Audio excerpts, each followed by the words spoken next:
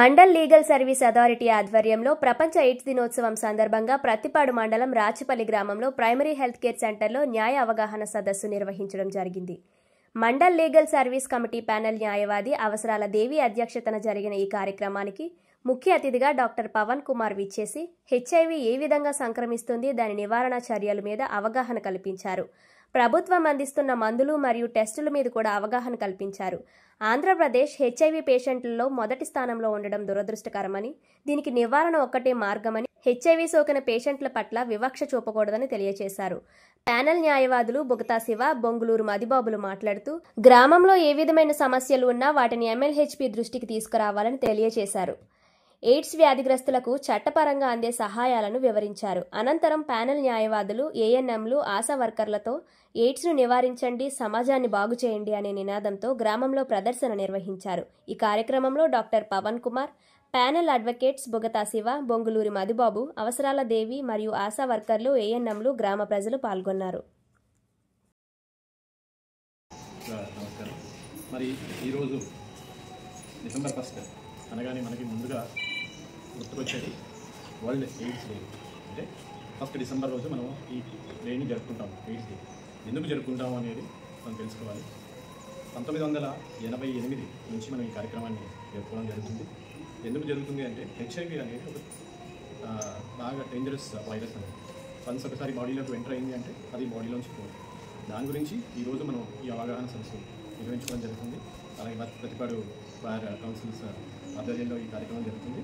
దానికి మనం ఈ అవగాహన అనేది అందరికీ చెప్పడం జరుగుతుంది. మెయిన్ హెచ్ఐవి అనేది ఎలా వస్తుంది, దేనివల్ల వస్తుంది, దానికి మనం ఏం చేయాలి, నివారణ ఏంటి, రాకుండా ఉండడానికి నివారణ ఏంటి, వ్యతిరేకంగా మనం న్యాయ అవగాహన కల్పించడం కోసం అనేది ఉద్దేశించినటువంటి ఒక ప్రధాన ఉద్దేశం ఈ మీటింగ్కి గల ఉద్దేశం ఏంటంటే డాక్టర్ గారు వివరంగా చెప్పారు. దీనివల్ల ఎటువంటి ప్రమాదాలు ఉన్నాయి, ఎలా అయితే రాదు, ఎలా అయితే వస్తుంది, దానివల్ల జాగ్రత్తలు ఏం తీసుకోవాలి, దీనికి మెడిసిన్స్ ఏంటి, ప్రభుత్వాలు ఏ రకమైనటువంటి సదుపాయాలు దీనివల్ల కలిగజేస్తున్నాయి. మా బాధ్యత ఏంటంటే ఇక్కడ ఎక్కువ మంది ఆశా వర్కర్లే ఉన్నారు కాబట్టి గతంలో కూడా ఇదే హాస్పిటల్లో మేము పెట్టడం జరిగింది. వరల్డ్ ఎయిడ్స్ డే సందర్భంగా డిసెంబర్ 1 మేము చెప్పేది ఏంటంటే కోర్టుకి నుంచి మేము వచ్చిన సందర్భం ఎవరైతే ఈ ఎయిడ్స్ వ్యాధి బారిన పడినటువంటి బాధితులు ఉన్నారో వాళ్ళకి చట్టపరంగా ఉన్నటువంటి హక్కులు, వాళ్ళకి చట్టంలో కలిగజేసినటువంటి సదుపాయాలు, లేకపోతే ఏదైనా వాళ్ళకి అందాల్సినటువంటి సౌకర్యాలు. ప్రధానంగా ఎయిడ్స్ అనేది ఒక భయంకరమైన జబ్బుగా సమాజంలో ఒక ముద్ర వేయడం జరిగింది. కాబట్టి దానికి ఎవరైనా గురై ఉంటే కనుక